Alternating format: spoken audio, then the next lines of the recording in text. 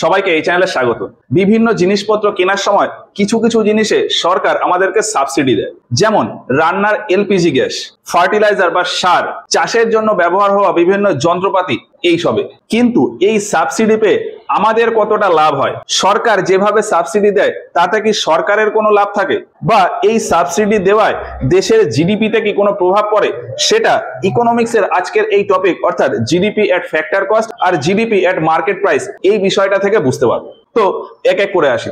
প্রথমে আসি GDP at factor cost R GDP at market price, এই দুটো বিষয় কি? কোনো একটা দেশের জিডিপি হিসাব করতে গেলে এক বছরে ওই দেশের ভেতর যে প্রোডাকশন হচ্ছে সেই প্রোডাকশনের জন্য যে খরচ হয় অর্থাৎ ফ্যাক্টর কস্ট, এই ফ্যাক্টর কস্ট ধরে যদি আমরা ওই দেশের জিডিপি ক্যালকুলেট করি সেক্ষেত্রে ওইটাকে বলা হয় জিডিপি এট ফ্যাক্টর কস্ট। আর ওই যে সমস্ত প্রোডাক্ট তৈরি হলো সেগুলোর মার্কেট প্রাইস ধরে যদি আমরা জিডিপি ক্যালকুলেট করি সেক্ষেত্রে বলা হয় যে জিডিপি এট মার্কেট প্রাইস। এখন ব্যাপারটা হয়তো খুব একটা ক্লিয়ার হলো না, আমি দুটো ছোট্ট এক্সাম্পল দিই তাহলে পুরো ব্যাপারটা ক্লিয়ার হয়ে যাবে। আমরা যে রান্নার এলপিজি গ্যাস নিই সেই গ্যাসেরই এক্সাম্পল দিই। ধরলাম ভারত এলপিজি গ্যাসের একটা সিলিন্ডারে যতটা গ্যাস থাকে সেই গ্যাসটা তৈরি করতে 750 টাকা খরচ হয়, তাহলে ওই গ্যাসের একটা সিলিন্ডারের ফ্যাক্টর কস্ট হলো 750 টাকা। এবার কোম্পানির ঘর থেকে তো ওই সিলিন্ডার ডাইরেক্ট একটা কনজিউমারের বাড়িতে আসে না, কনজিউমারের বাড়িতে ওই গ্যাসটা আসে ডিস্ট্রিবিউটারের মাধ্যমে। এখন ডিস্ট্রিবিউটার ওই কোম্পানির থেকে ওই গ্যাসটা কিনে নেয়, তাহলে ডিস্ট্রিবিউটার যখন এই কোম্পানির কাছ থেকে গ্যাসটা কিনবে, কোম্পানির ঘর থেকে ডিস্ট্রিবিউটারের কাছ পর্যন্ত আসতে কিছুটা ট্রান্সপোর্টেশন চার্জ লাগবে। তো ধরলাম কোম্পানির ঘর থেকে ডিস্ট্রিবিউটারের সেন্টার পর্যন্ত যেতে টোটাল 50 টাকা চার্জ লাগবে। এই 50 টাকাটা কি? এটা হচ্ছে ট্রান্সপোর্টেশন চার্জ। এই ট্রান্সপোর্টেশন চার্জটা ওই ডিস্ট্রিবিউটারই দেবে। তাহলে ডিস্ট্রিবিউটারের এই এক সিলিন্ডার গ্যাস কিনতে কত খরচ পড়লো? 750 প্লাস 50 মানে 800 টাকা। ডিস্ট্রিবিউটারের একটা গ্যাস কিনতে টোটাল খরচ পড়লো 800 টাকা। এবার ডিস্ট্রিবিউটার এর উপরে কিছুটা প্রফিট রাখবে। নরমালি 75 টাকা প্রফিট রাখা হয়। এক সিলিন্ডার গ্যাসের উপর একজন ডিস্ট্রিবিউটার তার কমিশন হিসাবে 75 টাকা রাখে। এই 75 টাকার ভেতরে ডিস্ট্রিবিউটার তার নিজের প্রফিট রাখে, আর ওই গ্যাসের সিলিন্ডারটা কোনো একজন কনজিউমারের বাড়িতে পৌঁছে দেওয়ার জন্য যে ডেলিভারি চার্জ লাগবে সেটাও ইনক্লুড থাকে। মানে যে ভ্যানওয়ালা বা গাড়িওয়ালা ওই গ্যাসটা নিয়ে ডিস্ট্রিবিউশন সেন্টার থেকে কনজিউমারের বাড়ি পৌঁছে দিচ্ছে, সেখানে যেতে যে খরচ সেই খরচটা এই 75 টাকার ভেতরে ইনক্লুড থাকে। তাহলে কনজিউমারের বাড়ি পর্যন্ত পৌঁছে দিতে টোটাল কত টাকা খরচ পড়লো? 750 প্লাস 50 প্লাস 75, টোটালটা হয় আমার 875 টাকা। এইবার এই 875 টাকায় কিন্তু কনজিউমার এই গ্যাসটা কিনবে না। এলপিজি গ্যাসের উপর জিএসটি রয়েছে 5%, তাহলে এর সাথে আরো অ্যাড হবে 5%। এলপিজি গ্যাসের সিলিন্ডারের ফাইনাল যে দামটা হলো তার সাথে আরো 5% অ্যাড হয়ে যে ভ্যালুটা হবে, এটার ভ্যালু আসে 919 টাকা মতো। তাহলে একজন কনজিউমারকে পেমেন্ট করতে হবে কত? 919 টাকা। গ্যাসটা তৈরি হয়েছিল কত? 750 টাকা। গ্যাসের ফ্যাক্টর কস্ট মানে ওই সিলিন্ডারের ফ্যাক্টর কস্ট 750 টাকা, কিন্তু কনজিউমারকে দিতে হচ্ছে 919 টাকা। এই 919 টাকাটা হয়ে যাবে ওই গ্যাসের সিলিন্ডারের মার্কেট প্রাইস, আর এই 750 টাকা এইটা হয়ে যাবে ফ্যাক্টর কস্ট। ওই গ্যাসের সিলিন্ডারের ফ্যাক্টর কস্ট 750 টাকা, আর কনজিউমার যে পেমেন্টটা করছে অর্থাৎ 919 টাকা, এইটা হয়ে যাবে ওই গ্যাস সিলিন্ডারের মার্কেট প্রাইস। এটা কি? Market price. এইটা হলো ফ্যাক্টর কস্ট আমি বললাম। এইটা হলো ট্রান্সপোর্টেশন চার্জ। এইটা হলো কোম্পানির প্রফিট বা যে ডিস্ট্রিবিউটার রয়েছে তার কমিশন, ডিস্ট্রিবিউটার কমিশন। এই সবগুলোকে যোগ করে দিলে আমি পাবো 875 টাকা। এটা হলো এক সিলিন্ডার গ্যাসের দাম। এবার এই সিলিন্ডার যখন কনজিউমার নেবে তখন সে 5% ট্যাক্স দেবে, দিয়ে 919 টাকা পড়বে। এবার এই এলপিজি গ্যাসে সরকারের তরফ থেকে ভর্তুকি বা সাবসিডি দেওয়া হয়। ধরলাম এই একটা সিলিন্ডার গ্যাসে সরকার সাবসিডি দিল 200 টাকা, তাহলে এই যে 919 টাকা হলো, এই 919 টাকার জায়গায় কনজিউমারকে কত দিতে হবে? কনজিউমারকে দিতে হবে এখান থেকে 200 টাকা বাদ। তাহলে আলটিমেটলি কত দিতে হবে? আলটিমেটলি দিতে হবে হলো 719 টাকা। কনজিউমারকে ফাইনালি দিতে হবে 719 টাকা। তখন এই মার্কেট প্রাইস কিন্তু আর এটা থাকবে না, তখন মার্কেট প্রাইস হয়ে যাবে এইটা। তখন এইটা হয়ে যাবে আমাদের মার্কেট প্রাইস। কনজিউমারকে ফাইনালি যে পেমেন্টটা করতে হচ্ছে সেটাই হচ্ছে ওই প্রোডাক্টের ক্ষেত্রে মার্কেট প্রাইস। তাহলে এই এলপিজি গ্যাসের ক্ষেত্রে মার্কেট প্রাইস কিভাবে এলো? ফ্যাক্টর কস্ট, তার সাথে আরো বিভিন্ন কস্ট আর প্রফিট যোগ করে টোটাল কস্টটা বার হলো। সেই টোটাল কস্টের সাথে 5% ট্যাক্স অ্যাড হলো, ট্যাক্স অ্যাড হয়ে সেখান থেকে আবার সাবসিডি বাদ গেল, সাবসিডি বাদ হয়ে ফাইনালি এলো মার্কেট প্রাইস। এবার এই জায়গাটা যদি আমি একটা লাইনে লিখে নিই যে আমার কি আছে? ফ্যাক্টর কস্ট, তার সাথে আরো বিভিন্ন কস্ট অ্যাড হবে, তাহলে সেইটা টোটাল অ্যাড হলে হয়ে যাবে ফ্যাক্টর কস্ট আর আদার্স যে কস্ট আছে সেটা হচ্ছে টোটাল কস্ট। এটা আমার থাকলো। এবার এর সাথে যদি ট্যাক্স অ্যাড হয়ে যায়, এই যে এইটা হচ্ছে টোটাল কস্ট, এর সাথে ট্যাক্স অ্যাড হলো, তাহলে ট্যাক্স অ্যাড হয়ে এটা হচ্ছে, তার থেকে সাবসিডি মাইনাস হয়েছে, তাহলে মাইনাস সাবসিডি। এইটা করলে আমি ফাইনাল কি পাচ্ছি? Market price. এবার যদি সাবসিডি না থাকে তাহলে থাকলো না, আর যদি সাবসিডি থাকে তাহলে সেটাকে মাইনাস করে দিতাম। এবার আমি আরেকটা এক্সাম্পল দিই। ধরলাম একটা ফোন রয়েছে, স্যামসাং এর একটা ফোন যেটা তৈরি হলো এবং বাজারে এসে বিক্রি হয়ে গেল। ফোনটা তৈরি হতে আমার কিছুটা খরচ হয়েছে, তো ধরলাম ফোনটা তৈরি করতে টোটাল খরচ হয়েছে 8,000 টাকা। স্যামসাং এর একটা ফোন তৈরি করতে টোটাল খরচ হয়েছে 8,000 টাকা, তাহলে ওই ফোনটার ফ্যাক্টর কস্ট কত? ফ্যাক্টর কস্ট হলো 8,000 টাকা। এবার আমি হয়তো কোম্পানির ঘর থেকে ডাইরেক্ট আমি ফোনটা কিনে নিলাম, তাহলে মাঝখানে আমাকে আলাদা করে কাউকে পেমেন্ট করতে হলো না, আমাকে ডাইরেক্ট কোম্পানিকে পেমেন্ট করে দিলেই হয়ে যাবে। এবার কোম্পানিকে আমি 8,000 টাকা পেমেন্ট করলে কি কোম্পানি আমাকে ফোন দেবে? কোম্পানি কিন্তু দেবে না। কোম্পানি এই 8,000 টাকার উপর ট্যাক্স অ্যাড করবে। ফোনের উপর ট্যাক্সের পরিমাণ হচ্ছে 18%, তাহলে এই 8,000 টাকার ফোন তার সাথে আরো যোগ হবে 18%। এবার এইটা টোটাল যোগ করলে আমাদের ভ্যালু আসবে 9,440 টাকা। আমি মানে কনজিউমার ওই ফোনটা কিনবো কত দিয়ে? 9,440 টাকায়। তাহলে এইটা হয়ে যাবে আমাদের মার্কেট প্রাইস।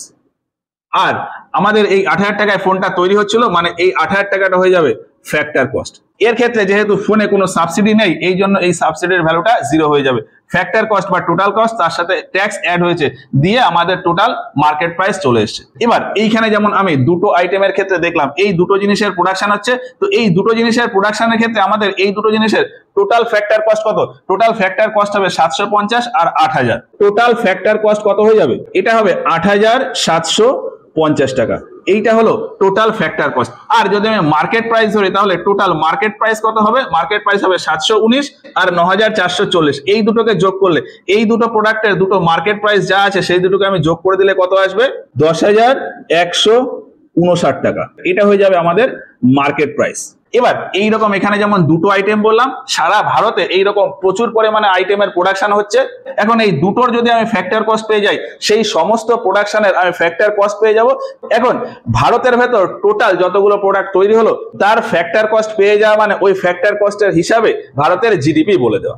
ভারতের ভেতর তৈরি হওয়া প্রোডাক্টের কস্ট মানে কি? জিডিপি। এখন ভারতের ভেতর যে যে প্রোডাক্ট তৈরি হলো তার যদি আমি ফ্যাক্টর কস্ট নিই, তাহলে ওই জিডিপিটাকে বলা হয় জিডিপি এট ফ্যাক্টর কস্ট।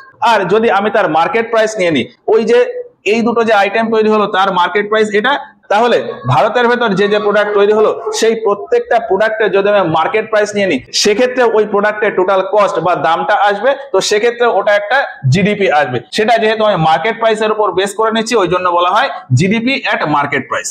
তো ফ্যাক্টর কস্টের উপর বেস করে যে জিডিপি তৈরি করা হয় সেটাকে বলা হয় জিডিপি এট ফ্যাক্টর কস্ট, আর মার্কেট প্রাইসের উপর বেস করে যে জিডিপি নির্ধারণ করা হয় সেটাকে বলা হয় জিডিপি এট মার্কেট প্রাইস। নিউজে যে জিডিপির সংখ্যাটা আমাদেরকে বলা হয় সেটা ভারতের ক্ষেত্রে বা যে কোনো দেশের ক্ষেত্রে জিডিপি এট মার্কেট প্রাইস এই ভ্যালুটাকে বলা হয়। আমি যদি এই দুটো প্রোডাক্টের ক্ষেত্রে দেখি ফ্যাক্টর কস্টের ভ্যালু কম, মার্কেট প্রাইসের ভ্যালু বেশি, তো সেক্ষেত্রে জিডিপির ক্ষেত্রেও ফ্যাক্টর কস্টের ভ্যালু কম চলে আসবে, মার্কেট প্রাইসের ভ্যালু বেশি চলে আসবে। ফলে জিডিপি যদি আমি মার্কেট প্রাইসে বলি, আমার জিডিপিটা বেশি মনে হবে। এখন এই যে এইখানে একটা ফর্মুলা লিখলাম, ফ্যাক্টর কস্ট প্লাস কস্ট মানে টোটাল কস্ট। এই টোটাল কস্টের জায়গায় আমি লিখতেই পারি ফ্যাক্টর কস্ট, তাহলে টোটাল কস্টের জায়গায় factor cost plus tax minus subsidy equal to market price. এবার এই যে এই ট্যাক্স মাইনাস সাবসিডি এর একটা পার্টিকুলার আলাদা টার্ম আছে। এই ট্যাক্সটা কে নেয়? সরকার কিছু ট্যাক্স নিচ্ছে, আবার সাবসিডি দিয়ে কিছুটা অর্থ দিয়ে দিচ্ছে। ধরলাম একটা প্রোডাক্টের উপর সরকার ট্যাক্স দিল 500 টাকা, আর ওই প্রোডাক্টের উপরেই সাবসিডি দিল 200 টাকা, তাহলে সরকারের কাছে নেট ট্যাক্স কতটা থাকলো? 500 মাইনাস 200 মানে 300 টাকা। ট্যাক্সের অ্যামাউন্ট থেকে সাবসিডির অ্যামাউন্টটা বাদ দিয়ে দিলে যে পরিমাণটা পড়ে থাকে সেটাকে বলা হয় নেট ট্যাক্স। তো এই ফর্মুলাতেও তাই, ট্যাক্স মাইনাস সাবসিডি এইটার একটা টোটাল ভ্যালু আছে, সেটা হলো নেট ট্যাক্স অন প্রোডাক্ট। তো factor cost plus tax minus subsidy এর জায়গায় আমি লিখতে পারি যে factor cost plus net tax equal to market price. এইটা হচ্ছে আমাদের ultimate formula, factor cost plus net tax equal to market price. এবার ফ্যাক্টর কস্টে যদি আমি জিডিপি বলি, সেখানে লেখা যায় তাহলে GDP at factor cost, R net ট্যাক্সের জায়গায় এই যে ট্যাক্স মাইনাস সাবসিডি এটাই হচ্ছে নেট ট্যাক্স অন প্রোডাক্ট, আর মার্কেট প্রাইসের জায়গায় লেখা যায় GDP at market price. GDP at factor cost আর মার্কেট প্রাইস এই দুটোর ভেতর এইটা একটা ছোট্ট রিলেশন আছে, আর এই রিলেশনের পেছনে এই পুরোটা হলো কাহিনী। এবার সরকার আমাদেরকে এই যে সাবসিডিটা দিচ্ছে, এতে আমাদের তো লাভ হচ্ছে, কিন্তু তার সাথে সাথে সরকারেরও একটু লাভ হয়ে যাচ্ছে। সরকার যদি সাবসিডি দিতেই হতো তাহলে আমাদের আরো বেশি লাভ করা যেত। সেটা কিরকম? এই গ্যাসের ক্ষেত্রে কি হয়েছিল, ফ্যাক্টর কস্ট 750 টাকা, তার সাথে সাথে 50 টাকা ট্রান্সপোর্টেশন চার্জ, ডিস্ট্রিবিউটরের কমিশন ছিল 75, টোটাল কস্ট এসেছিল 875 টাকা, তার সাথে 5% ট্যাক্স দিয়ে 919 টাকা। এই 919 টাকার উপরে গভর্নমেন্ট সাবসিডি দিয়েছিল 200 টাকা। গভর্নমেন্ট বা সরকার সাবসিডি দিয়েছে কোন অ্যামাউন্টের উপর? 919 টাকার উপর।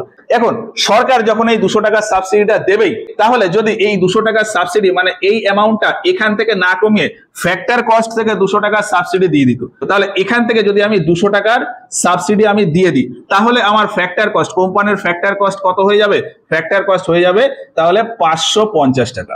এই 200 টাকা সাবসিডি বা 200 টাকা ভর্তুকিটা এই অ্যামাউন্টের উপর না দিয়ে যদি আমি ফ্যাক্টর কস্টের উপর 200 টাকা ভর্তুকি দিয়ে দিই, তাহলে ফ্যাক্টর কস্ট চলে আসবে তখন 550 টাকা।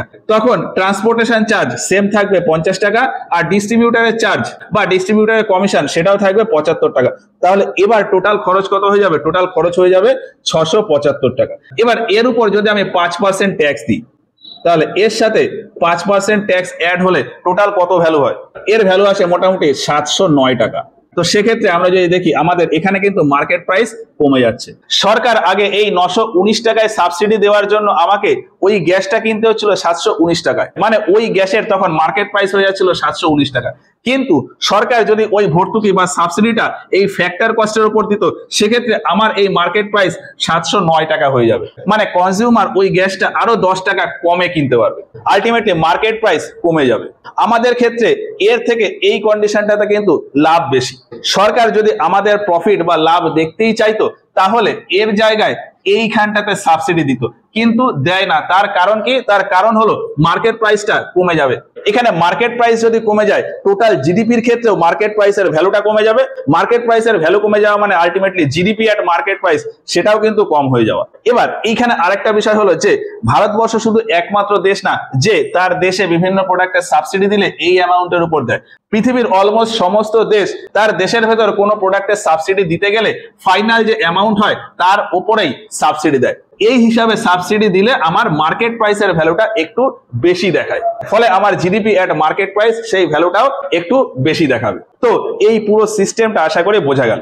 এবার এর আগের ভিডিওতে আমরা জিডিপি, জিএনপি, এনডিপি, এনএনপি এগুলোর লাস্ট 3 বছরের ডেটা লিখেছিলাম। এই জিডিপি এট ফ্যাক্টর কস্ট আর মার্কেট প্রাইস বোঝার জন্য আমি সেই ডেটাটা আরো একবার লিখবো, তাহলে ব্যাপারটা আরো ভালো বুঝতে পারবো।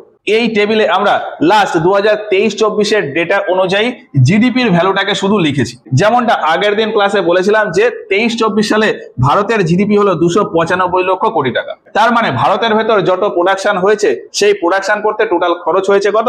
295 লক্ষ কোটি টাকা। তো সেই হিসাবে 2022-23 জিডিপির ভ্যালু ছিল 269, আর 21-22 জিডিপির ভ্যালু ছিল 235 লক্ষ কোটি টাকা। এবার একটু আগে যেমনটা বললাম যে এই যে জিডিপির ডেটা পাবলিশ হয় সেটা GDP at market price publish হয়। তাহলে এই যে জিডিপি, এই জিডিপির ভ্যালুটা হলো জিডিপি এট মার্কেট প্রাইস, এই জিডিপিটা হলো জিডিপি এট মার্কেট প্রাইস। তাহলে মার্কেট প্রাইসে এটা। এখন জিডিপি এট মার্কেট প্রাইস যদি এটা হয়, এর থেকে অনেক কম ভ্যালু হয় জিডিপি এট ফ্যাক্টর কস্ট। এই যে উপরে লিখেছে জিভিএ এট বেসিক প্রাইস, জিভিএ মানেই হচ্ছে জিডিপি। জিভিএ এর পুরো নাম হলো গ্রস ভ্যালু অ্যাডেড। এই জিভিএ ব্যাপারটা কি সেটা এর পরে গিয়ে ন্যাশনাল ইনকাম যখন পড়বো তখন আরো ভালো বুঝতে পারবো। নর্মালি এখনের জন্য বলতে পারি যে এই জিভিএ আর জিডিপি এই দুটো সেম। এই বেসিক প্রাইস সেটা হলো ফ্যাক্টর কস্ট, এই বেসিক প্রাইস যেটা সেটাকে বলা হয় ফ্যাক্টর কস্ট। তো জিভিএ এট বেসিক প্রাইস মানেই হলো জিডিপি এট ফ্যাক্টর কস্ট। তো 23-24 সালের আমি ডেটাটা যদি দেখি, জিডিপি এট মার্কেট প্রাইস হচ্ছে 295 লক্ষ কোটি টাকা, আর জিডিপি এট বেসিক প্রাইস বা জিডিপি এট ফ্যাক্টর কস্ট হলো 267 লক্ষ কোটি টাকা। মানে টোটাল যত প্রোডাকশন হয়েছে সেই প্রোডাকশনটা করতে ফ্যাক্টর কস্ট বা অ্যাকচুয়ালি খরচ হয়েছে কত? 267 লক্ষ কোটি টাকা। এখন ওই সমস্ত প্রোডাক্টের উপর বিভিন্ন প্রোডাক্টে ট্যাক্স অ্যাড হয়েছে, কিছু প্রোডাক্টে সাবসিডি মাইনাস গেছে। তো ট্যাক্স আর সাবসিডি এই দুটোর একটা কম্বাইন্ড ফর্ম হচ্ছে নেট ট্যাক্স। তো সেইটা এইখানে লেখা রয়েছে, নেট ট্যাক্স হলো 28 লক্ষ কোটি টাকা। এই যে 267 লক্ষ কোটি টাকার যে প্রোডাক্ট তার উপর কিছু ট্যাক্স অ্যাড হয়েছে, সেখান থেকে কিছু সাবসিডি মাইনাস গেছে। ট্যাক্স অ্যাড হওয়া আর সাবসিডি মাইনাস এই দুটোকে কম্বাইন করে এসছে 28 লক্ষ কোটি টাকা। এই টাকার উপর ফাইনালি টোটাল ট্যাক্স অ্যাড হয়েছে 28 লক্ষ কোটি টাকা। ফলে এই দুটোকে যোগ করলে আসে হচ্ছে GDP at market price. Ultimately গিয়ে এই জিডিপিটা ভারতের ন্যাশনাল ইনকামকে বোঝায়। এবার তাহলে 23-24 ডেটাটা এই যেমন পেলাম, এর পাশাপাশি আমি 22-23 ডেটাটাও পেয়েছি। এই যে 22-23 আমার জিডিপি এট ফ্যাক্টর কস্ট বা জিভিএ এট বেসিক প্রাইস সেই ভ্যালুটা হলো 246 লক্ষ কোটি। তার মানে টোটাল যত প্রোডাকশন হয়েছে তাতে ফ্যাক্টর কস্ট গেছে অ্যাকচুয়ালি 246 লক্ষ কোটি, আর তার উপর ট্যাক্স অ্যাড হয়েছে 23 লক্ষ কোটি। সেই হিসাবেই জিডিপি এট মার্কেট প্রাইস মানে টোটাল জিডিপিটা এসেছিল 269 লক্ষ কোটি। 21-22 সালেও ঠিক এইরকম একটা ডেটা আছে। এবার আমরা জিডিপি এট মার্কেট প্রাইস এই ডেটাতে জিডিপি গ্রোথ রেট কত, এর থেকে এটা কত বেশি হয়েছে সেটা পাবো। তাহলে এর থেকে এটা বেশি হয়েছিল কত, 14.4%। আবার এর থেকে এর ভ্যালু কতটা বেশি হয়েছিল, 9.6%। তার মানে 22-23 সালে জিডিপি গ্রোথ রেট হলো 14.4%, আর 23-24 সালে জিডিপি গ্রোথ রেট হলো 9.6%। এইটা তো হলো জিডিপি এট মার্কেট প্রাইসে। কিন্তু অ্যাকচুয়াল জিডিপির ইনক্রিজ হলো কতটা, সেটা পাবো আমি জিডিপি এট বেসিক প্রাইস বা জিভিএ এট বেসিক প্রাইস থেকে। সেটা যদি আমি এই 22-23 সালে ক্যালকুলেট করি তাহলে আসবে 13.8%। আর 23-24 সালে যদি করি এর থেকে এটা বেশি হলো 8.3%, সরি 8.3 না 8.5%। নিউজ চ্যানেলে আমরা যেটা দেখি যে জিডিপি 23-24 সালে গ্রোথ হলো 9.6%, কিন্তু অ্যাকচুয়ালি পিছনে গিয়ে যদি দেখি সেখানে দেখা যাবে যে গ্রোথ হয়েছে 8.5%। 22-23 সালে যেরকম এখানে দেখা যাচ্ছিল যে আগের বছরের তুলনায় 14.4% বেশি গ্রোথ হয়েছে, কিন্তু অ্যাকচুয়ালি দেখতে গেলে দেখা যাবে যে 13.8% গ্রোথ হয়েছে। তো এই যে গ্রোথের ভ্যালুটা বেশি দেখা যায় কিসের জন্য, এই নেট ট্যাক্সের জন্য। ট্যাক্সের পরিমাণ যত বাড়বে জিডিপির ভ্যালু তত বেশি বেশি দেখাবে, জিডিপির গ্রোথ রেট তত বেশি বেশি দেখাবে। তো এই হচ্ছে GDP at factor cost R GDP at market price, এই নিয়ে পুরো ওভারঅল বিষয়। এবার এর পরেও জিডিপি নিয়ে আরো দুটো টপিক রয়েছে, নমিনাল জিডিপি আর রিয়েল জিডিপি, সেটা এর পরের ক্লাসে গিয়ে বলবো।